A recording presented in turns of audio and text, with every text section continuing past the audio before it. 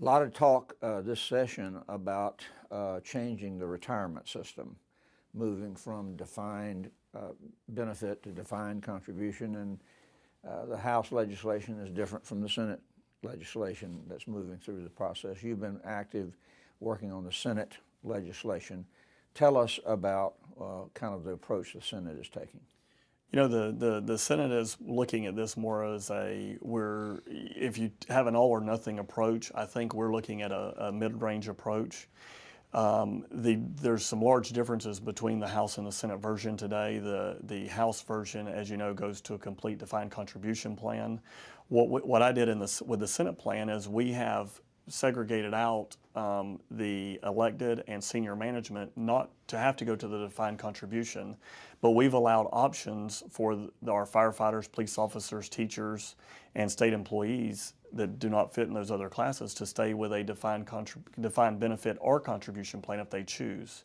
We have incentivized them to go to the defined contribution by reducing their contribution from 3% to 2%.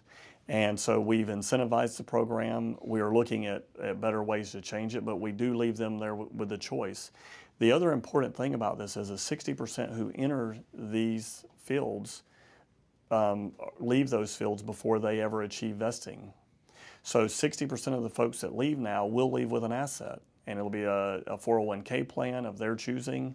And so that's a big component of this. And then the other part of this is when you look at that choice, why would you leave the choice there? First of all, as some folks know, they want to be a police officer all their life, or a teacher all their life, or a firefighter, and they may choose the defined benefit. And that's okay, that's part of that bill. But if you don't and you're not sure, you can take your asset with you when you leave. You can work 2 years in a system, or 12 years, or 15 years in a system.